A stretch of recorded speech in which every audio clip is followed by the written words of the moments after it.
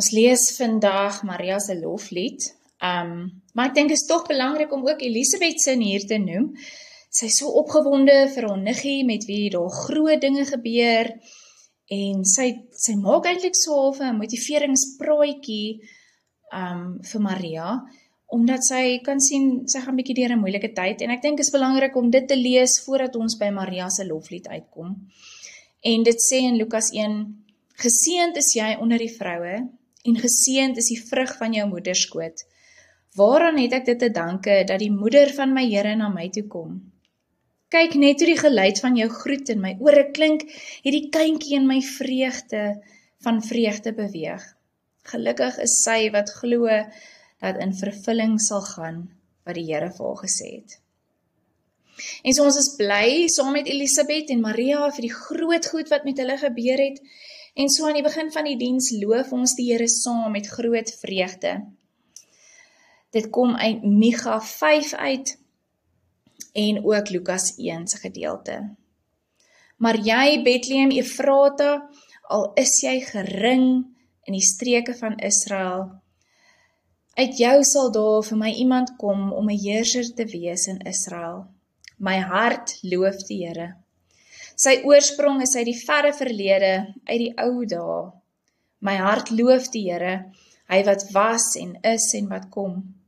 En dit is waarom die Here hulle sal oorgee tot die tyd aanbreek vir 'n swanger vrou om geboorte te skenk. My hart loof die Here, my gees jubel oor God my verlosser, want hy het die nederigheid van sy diensmeisie raak gesien. Dan sal die res van sy volksgenote terugkeer saam met die Israeliete. My siel loof die Here, want die Allerhoogste het groot dinge vir my gedoen. Ja, heilig is sy naam. Hy sal optree en as herder lei deur die krag van die Here, deur die grootheid van die naam van die Here sy God. My siel loof die Here, hy bewys ontferming van geslag tot geslag aan hulle wat vir hom ontzag het. My siel loof die Here. Amen. Kom ons bid saam voordat ons saam lees. Here ons God, U is die alleroorvloedigste fontein van al wat goed is. Met harte vol verwagting wag ons, U mense, op die koms van Christus. Hy is die bron van al ons vreugde, die lig van ons geloof. Hy is vol genade en waarheid. Hy is ons heiland, Heer en hoof. Mag hy volkome vreugde bring in U ewige koninkryk. Mag hy ons verwagting lewend hou, ook nou as ons na U woord luister. Want U is die Here, nie net vandag nie, nie net gister nie, maar vir ewig en altyd. Amen.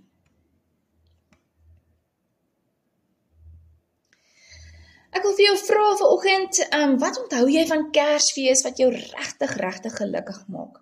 Daar's mos 'n klompie Kersfees in jou lewe wat jy regtig onthou en wat jy nooit gaan vergeet nie. Dit hoef nie noodwendig te gaan oor persente nie, maar is dalk 'n plek of 'n persoon of iets wat julle as familie saam gedoen het, iets wat jy regtig tot vandag toe nog onthou en waaroor jy regtig baie gelukkig is. En ek wil jou vra, neem 'n tydjie en deel dit met die persoon langs jou.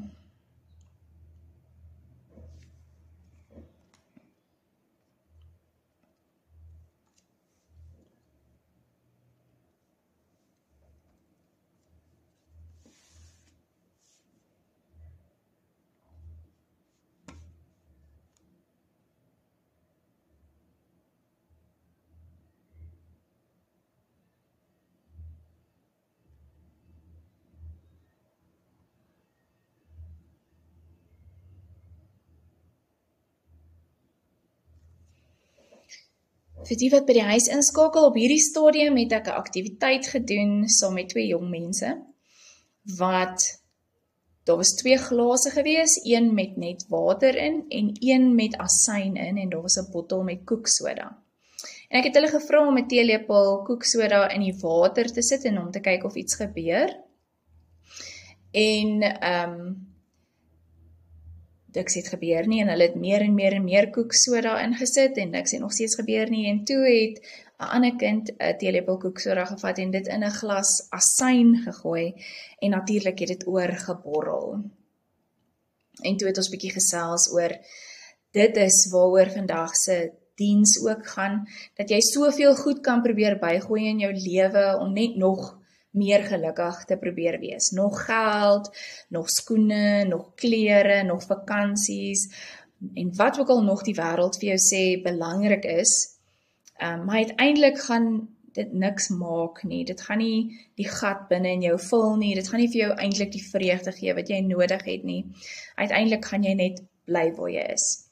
Maar as jy jou lewe plaas in die hande van die Here, en in hom jou vreugde vind, dan borrel dit sommer binne in jou, en jy kan nie anders as om hierdie vreugde wat jy ervaar in die Here, in sy hande, uit te kan deel nie, soos wat die koek so daaroor borrel uit die glas uit, so borrel die vreugde uiteindelik ook uit jou uit, dat jy dit nie net vir jouself kan hou nie, maar ook vir die mense rondom jou. Kom ons lees saam uit Lukas 1 vers 46 tot 55.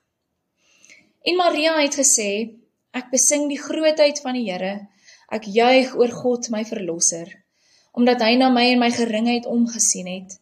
Kyk, van nou af sal elke nuwe geslag my gelukkig noem. Omdat hy wat magtig is, groot ding aan my gedoen het, heilig is sy naam. Hy bewys ontferming van geslag tot geslag aan die wat hom eer. Kragtige dade het hy met sy arm verrig, hoogmoediges in hulle eie waan het hy uitmekaar gejaag. Maghebbers het hy van trone afgeruk en geringes verhoog. Behoeftiges het hy oorlaai met goeie gawes en rykes met leë hande weggestuur.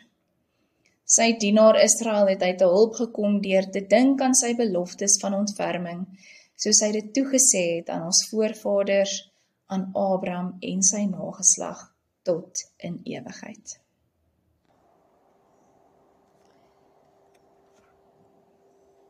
Lukas word baie keer na verwys as die evangelie van vreugde, the happy gospel. En is nie noodwendig omdat sy evangelie baie meer vreugdevol is nie. Alhoewel ek meen sy geboorteverhaal word baie uitgebrei met mooi verhale en die wyses en die herders en die ster en alles wat daarmee saamgaan. Ons verkies om Lukas se weergawe te lees, want dit is 'n vreugdevolle verhaal wat hy vertel. Dit gaan eintlik meer oor die feit dat die taal wat hy gebruik is gekoppel aan baie Griekse woorde wat te doen het met vreugde. Wanneer hy skryf en wanneer hy besig is om te vertel, dan gebruik hy woorde wat mense sal bly maak. Selfs wanneer hy moeilike goeders moet doen, moeilike kwessies aanspreek met die mense vir wie hy skryf, doen hy dit op 'n vreugdevolle manier. Woorde wat hy gebruik, sal mense by aanklank vind want dit maak hulle bly. So Lukas gaan uit en uit daarop uit om mense opgewonde te maak oor die evangelie. Oor hierdie ding wat gebeur het. Jesus het aarde toe gekom en ons almal deel daarin. En kyk, jy het ook 'n kans om vreugdevol te wees daaroor. En so 'n paar weke terug, ek weet nie wie van julle kan onthou nie, het ek gepreek oor Sagaria se loflied, wat nou net na Maria se gebeur. Wanneer hy uiteindelik hierdie lang tydperk van wag gehad het, van dat hulle 'n kind moet kry, hulle is al oud, en dan hoor hy hierdie belofte wat gemaak is, en hy sing sy loflied ook vir die Here. En hierdie eerste hoofstuk van Lukas is daar so baie goed wat eintlik gebeur. Dit is 'n baie lang hoofstuk. Maar die meeste van dit is opwekkend. Dit maak ons bly om dit te lees. Maak ons opgewonde om dit te lees. Dit is 'n blye tyd vir hierdie 3 mense van wie ons lees in Lukas 1. Elisabeth, Maria en Josef tot 'n mate en Sagaria. Daar's baie vreugde. En ek dink om regtig te verstaan hoeveel vreugde daar is in hierdie gedeelte, moet ons verstaan wat eintlik gebeur met hierdie 2 vrouens. Elisabeth, Maria se familielid, baie mense sê dis dalk 'n tannie van haar of 'n ouer niggie. Ons weet sy was nou vir baie lank kinderloos, nê? Sy was al oud gewees toe hierdie belofte waar word vir haar. So lank eintlik dat hulle eintlik maar opgegee het op hierdie droom van hulle om ooit 'n kind te hê. En in Israel was 'n vrou se waarde gekoppel aan hoeveel kinders sy kan gee vir die familielyn. Klink nou horrible, maar dit is hoe dit was. Jy moet seker maak dat die familielyn waarvan jy nou deel is, jou eie en jou man se voortgesit word. En Elisabeth kan dit nie doen nie. Sy kan nie 'n kind gee vir Sagaria dat hierdie familielyn kan aangaan nie. Ons hoor nog 'n bietjie daarvan vandag ook. Maar dit was absoluut hoe dit was. En Elisabeth voel nie net sy laat haarself in die steek nie, maar sy laat vir almal rondom haar in die steek ook. Sagaria, haar eie familie, sy familie, haar gemeenskap, want hulle maak staat daarop dat die familielyn aangaan, dat die eer en die waarde en dit alles kan voortleef na die volgende geslag toe.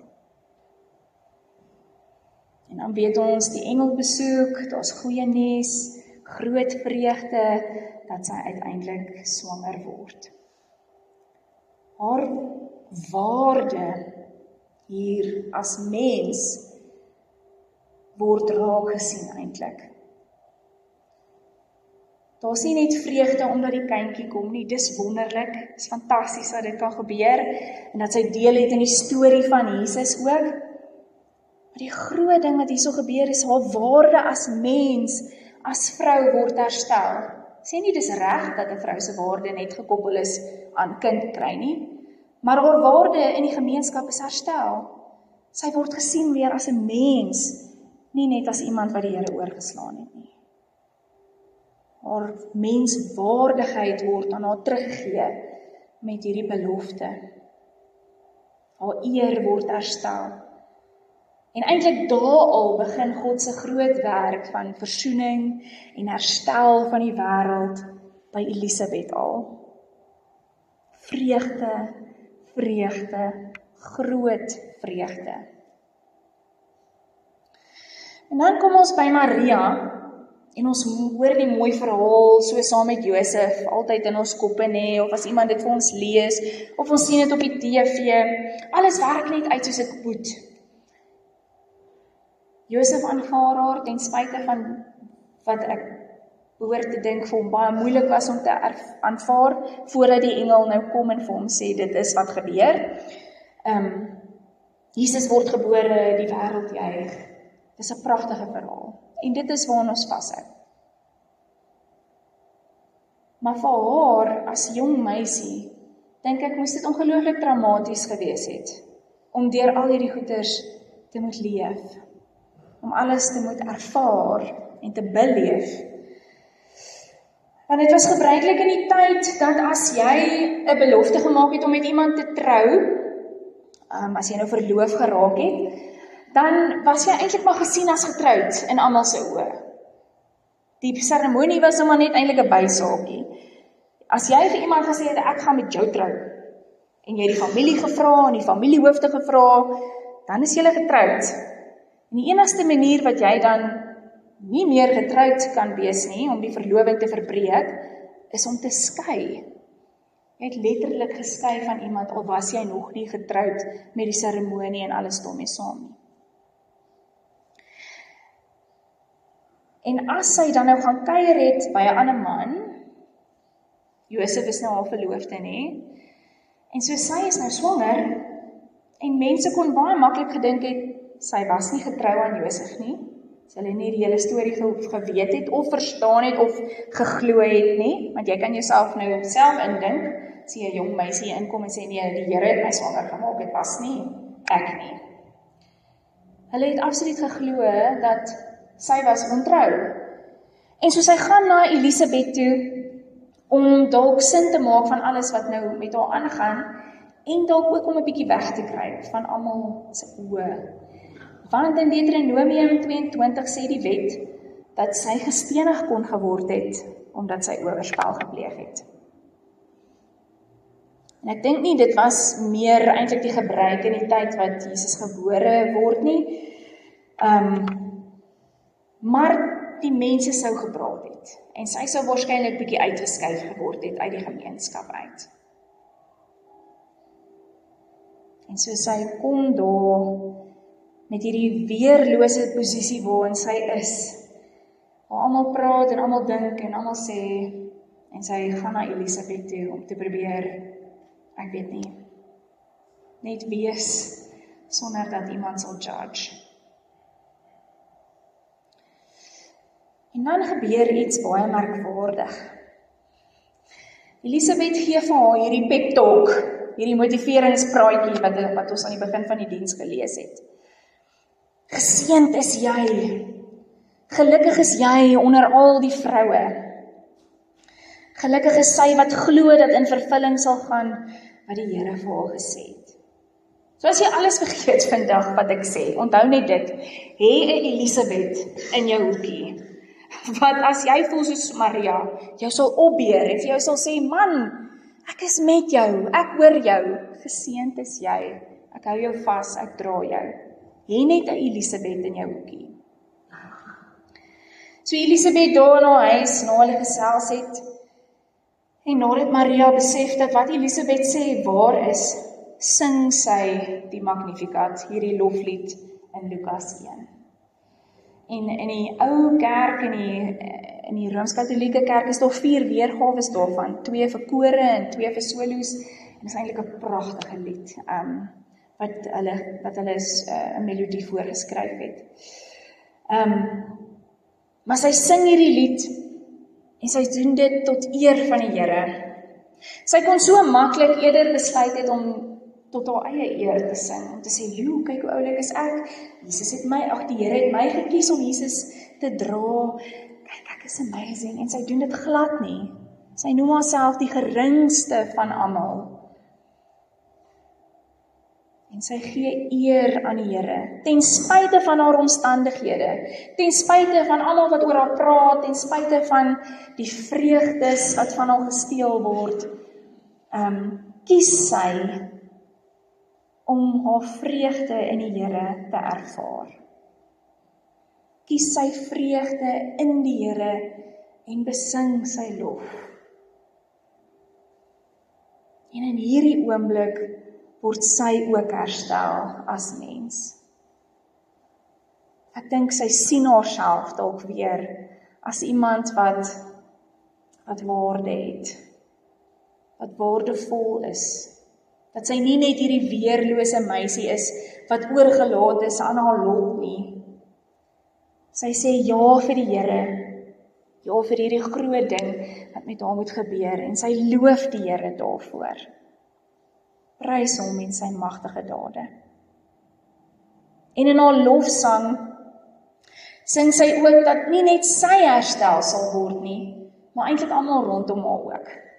Almal wat deel het in hierdie groot vreugde uiteindelik van Jesus wat aarde toe kom. Almal word herstel. Amper soos 'n profeet profeteer sy oor wat te wagte is saam met Jesus. Omdat hy wat magtig is, groot dinge aan my gedoen het, heilig is sy naam. Hy bewys ontferming van geslag tot geslag aan die wat hom eer. Kragtige dade het hy met sy arm verrig, hoogmoediges in hulle eie waan het hy uitmekaar gejaag. Maghebbers het hy van trone afgeruk en geringes verhoog. Behoeftiges het hy oorlaai met goeie gawes en rykes met leë hande weggestuur. Sy dienaar Israel het hy te hulp gekom deur te dink aan sy beloftes van ontferming, soos hy dit toegesê het aan ons voorvaders, aan Abraham en sy nageslag, tot in ewigheid, waarin ons almal nou deel het. So in hierdie tyd van afwagting na Kersfees toe, in 'n tyd van die jaar waar ons almal bombardeer word met advertensies en winkels en almal wat net sê nog en nog en nog en nog en nog en nog en nog, word ons uitgenooi om hierdie woorde van Maria te onthou. Om te onthou dat ons vreugde nie daarin lê wat ander mense van ons dink en van ons sê, wat die wêreld sê ons nodig het nie, maar juis die vreugde te soek in God.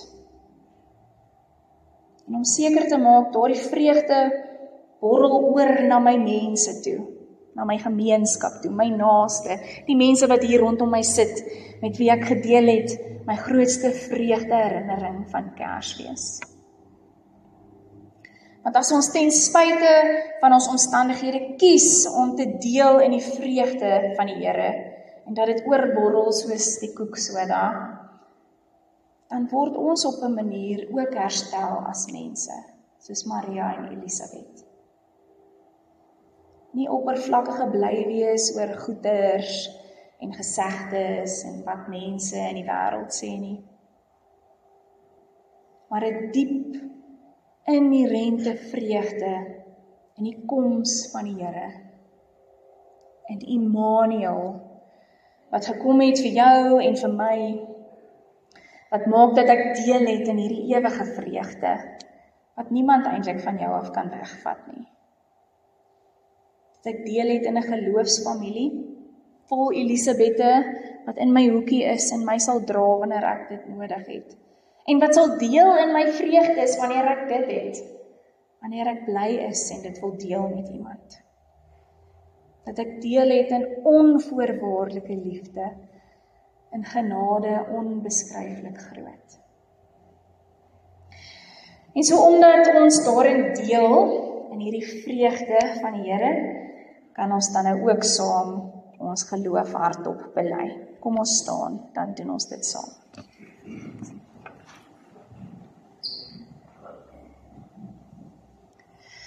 Ek glo in God die Vader, die Almagtige, die Skepper van die hemel en die aarde, en in Jesus Christus, sy eniggebore Seun, ons Here, wat ontvang is van die Heilige Gees, gebore is uit die Maagd Maria, wat gelei het onder Pontius Pilatus, gekruisig is, gesterf het en begrawe is, en ter helle neergedaal het, wat op die 3de dag weer opgestaan het uit die dode, wat opgevaar het na die hemel en sit aan die regterhand van God, die Almagtige Vader, van waar hy sal kom om te oordeel, die wat nog lewe en die wat reeds gesterf het.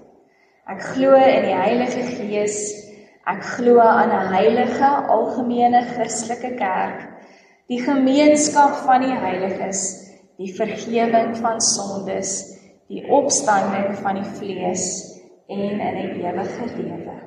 Amen. Julle kan maar sit, baie dankie. Kom ons neem 'n tydjie terwyl dit alles so 'n bietjie maal, en dan neem ons 'n tydjie om ons vreugdes ook te deel met die Here, en dit waaroor ons bekommerd is te deel met hom, want hy wil tog ons help ook daardeur. So kom ons bid saam, eers 'n bietjie stil gebed, en dan sal ek vir ons afsluit.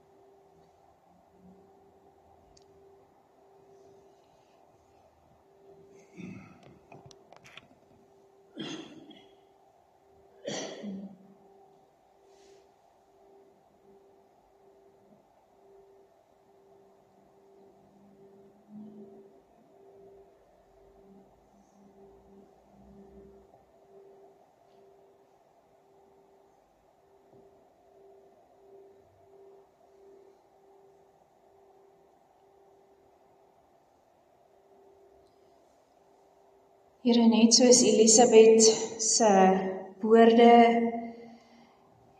en Maria se loflied en Sagaria se loflied, hoor U ook elke woord wat ons bid.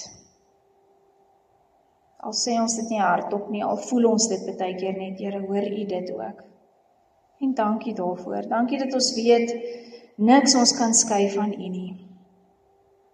Dat ons in elke fase van ons lewe, in elke bekommernis en in elke groot vreugde en klein vreugde met U kan praat. En sal weet, U is daar. U hoor, U dra, U staan by. U lag saam, U huil saam. Dankie vir U belofte, wat waar geword het 2000 jaar terug, dat U aarde toe gekom het en ons gewys het wat dit beteken om U te kan volg in diepe vreugde. En om dit ook te beleef en te ervaar ten spyte van al ons omstandighede in ons lewens en in die wêreld. Mag ons vashou daaraan, Here, want daar is so baie dinge wat ons vreugde wil steel. Ons bid vir elkeen wat nie vanoggend by ons kan wees nie, wat siek is, wat by die huis herstel, wat swak is, wat maar net probeer treukie vir treukie gee. Ons dink ook aan almal wat al weg is met vakansie, dat hulle sal veilig wees en dat hulle tydjie sal geniet. Dankie vir U groot liefde, U ontferming, U genade en die vreugde wat U ook bring in hierdie seisoen. Mag dit so wees tot in lengte van dae. Amen.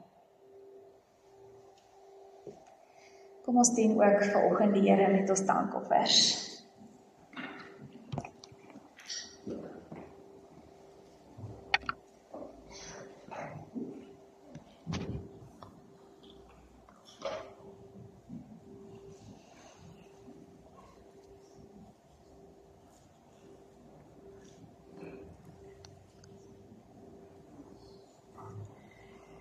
Julle sal sien, ons hoogtepunt is nou tot in Januarie toe. Al die nodige datums sal julle daar sien. Ek is nou met verlof in die week wat kom tot in Januarie toe. So Janine is weer aan diens van môre af. En die kerkkantoor is opgesluit van môre af tot die 9de Januarie toe. Maar as daar 'n krisis is, kontak gerus vir Janine. Of vir Hendrika, sy sal dit deurgee vir ons. Daar is net nie iemand by die kerkkantoor nie. En julle sal nou gesien het vir die afgelope 2 weke was daar lekker advent skattejag wat julle kon doen as familie saam, of sommer by jouself as jy dit wou doen. Daar was nou nie plek op die hoogtepunt om dit verder te doen nie, maar die link is daar, so julle kan dit verder doen by die link om die skattejag vir vandag, hierdie week wat nou kom, en die week wat voorlê, die liefdeweek. En dan is daar enetjie vir Kersfees ook. So doen dit gerus saam, dis baie lekker. En dan weet julle ook dat ons uitreik hierdie jaar, ons Kersboks uitreik hierdie jaar vir die DBV is. So as jy kombersie het of 'n sak hondekos of rys of pasta of wat ook al, as jy ietsie wil gee, is jy baie welkom. Bring dit tot en met volgende Sondag toe nog, dan gaan ons dit gaan oorhandig. So as jy ietsie wil bring, dan moet jy dit asseblief hierdie Sondag wat kom bring. En as jy enige vrae het, kan jy gerus net vir Tracy vra. Sy sal jou hopelik kan antwoord. Die musiekspan kan vorentoe kom. Right, en dan moet ek net onthou, asseblief, baie belangrik. Ons Kersfeesdiens is om 8:00 die oggend. Nie 8:30 soos op 'n Sondag nie, 8:00. As jy 8:30 gaan aankom, dan gaan jy al die lekker sing mis. So 8:00 is ons Kersfeesdiens op die 25ste.